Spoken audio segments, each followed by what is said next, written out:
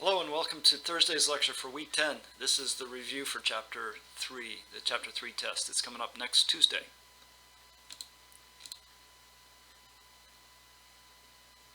Okay, the first thing I wanted to talk about was necessary and sufficient. I think it's good to have this image in your mind when we're talking about these two words. Some students find this confusing. If you have an if-then statement, if P then Q, then P is the sufficient condition for Q, and Q is the necessary condition for P.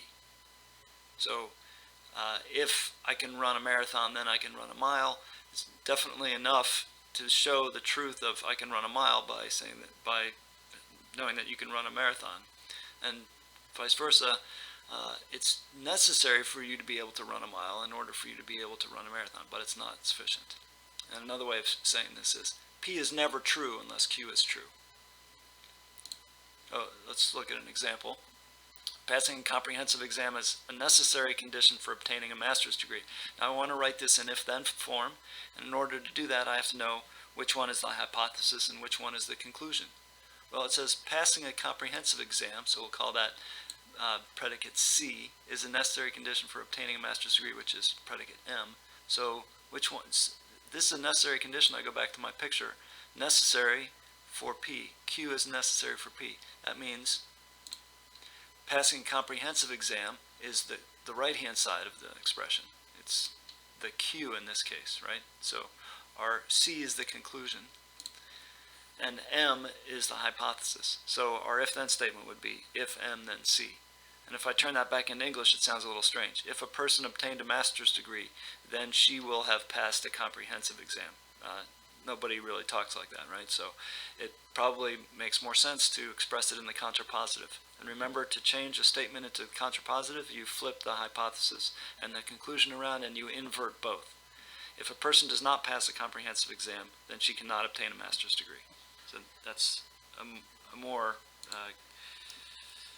common way to express yourself. A big part of what we did this chapter was negating quantifiers.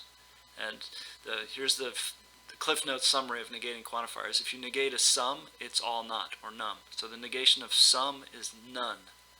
And this is what it would look like formally if this is not, right? So if you want to negate there exists an x and d such that p of x is true, then you just say all x, for all x and d, p of x is not true. And the negation of all is sum not.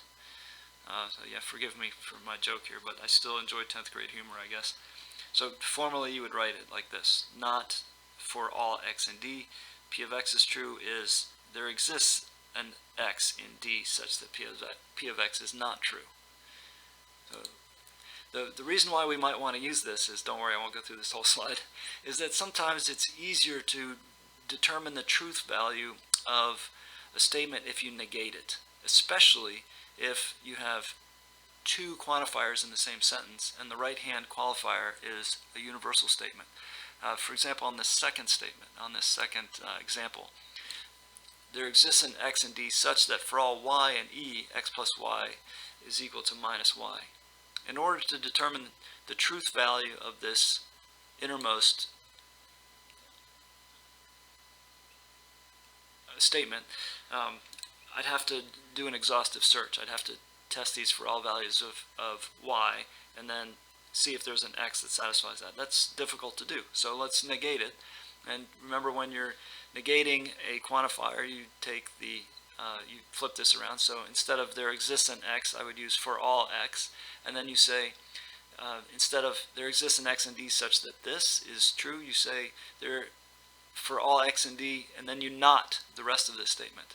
So now I have to do the inverse of for all y and e, x plus y is unequal to y, and the inverse of an all is a sum not. So here's sum, and then instead of x plus y is equal to minus y, it's x plus y is equal to minus y. And this is, if you solve this for y, you get this expression, y is unequal to minus 1/2 x, and then hopefully you'll agree it's easy to see that as long as there's more than one element in this set, then there's always going to be something that's not given equal to a given value. For any x that you pick, that Tarski picks, you're going to be able to find a y that doesn't equal to minus 1/2 x. So that statement is true. That is, the negation is true, which means the original statement is false. Let's see, this one. So here's an example where it would be easier to evaluate the original statement because the innermost quantifier has is an existential quantifier. So there exists a y and e such that the product of x and y is greater than or equal to y. This is relatively easy to evaluate if I simplify it by dividing both sides by y, and I'm allowed to do that as long as y is not equal to 0. And in that case, the statement is always true if x is greater than or equal to 1. And so these are the possibilities. X can be 1 and 2, so greater than or equal to 1, but it also can take these three values. And for those three values, y equals 0 works.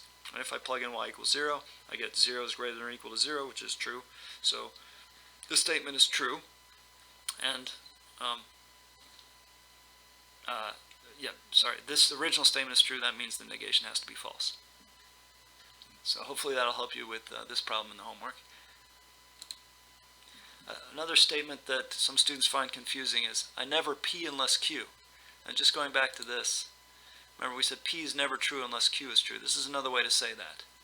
But if that picture doesn't help, I'd like to present the following secret decoder method of doing it. And that is that never is the discrete math code for sufficient, and unless is the code for necessary. So I never p unless q formally would be written as for all x if p then q.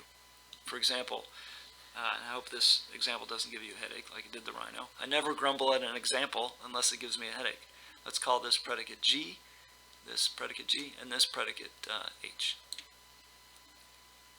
So g comes after never, so it must be sufficient, and h comes after unless, so it must be the necessary condition. That means it has to be if g then h.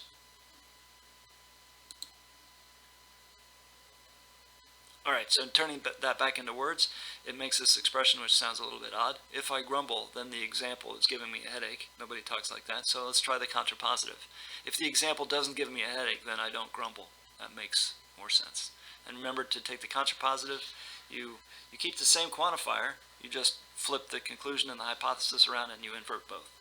And this will help you do review problem number 41. Alright, and the last expression I wanted to look at was no p can x. For example, no American hates French fries. How do I turn that into an if-then statement? Well, another way to say this is no x that makes p of x true can make q of x true, or p of x and q of x can't be true for the same x. And to write this more formally, there doesn't exist a person that is both an American and a hater of French fries. If p is x is American and q is hates French fries, then this can't be true. There's no x that makes both of those statements true.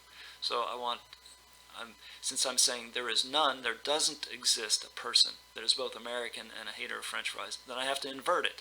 And the way I invert, or negate, a existential statement is with an all not. So I turn this existential into an all, and then I have to invert what's inside. And we know how to invert an and, because De Morgan's laws tells us if I want to turn the opposite of an and is an or with both predicates inverted, and the opposite of an or is an and with both predicates inverted. So this is an and, so I just turn it into an or, and I invert p and q. And then this last statement, how do I turn this statement into an if-then? And it might be useful to look at your sheet where the conditionals handout, where we said if p then q is equivalent to an or statement that says not p or q. So using that equivalence, I can come up with this expression. For all people x, if x is an American, then the person does not hate French fries. Here's an example from your review packet of no p can q, and turning this into an if-then form. It's actually the first part of what you need to do for this exercise. So if we let p be understands human nature and q be stir the human heart, you'll notice we have who does not understand human nature. So we're really saying no writer that does not make p true. In other words, for all writers X, if X does not make P true, then X does not make Q true. In other words, for all writers, if X does not understand human nature, then X does not stir the human heart. So I've written this more formally, just with the language, the vocabulary that we've been using. And then I take the contrapositive of this statement. Remember, I have to flip the Q and the P, and I have to take the opposite of both of the predicates. So the opposite of a not P is a P, and the opposite of a not Q is a Q. And I end up with this. For all writers X, if Q, then P. So turning that back into words, if a writer can stir the human heart, then that writer understands human nature. And I think that's pretty much it for the highlights of Chapter 3. I hope this helps you do that really lengthy review packet, and that you'll feel confident and prepared for a test on Tuesday. And please don't hesitate to call if you have any questions, or text or email. Thanks. Be safe.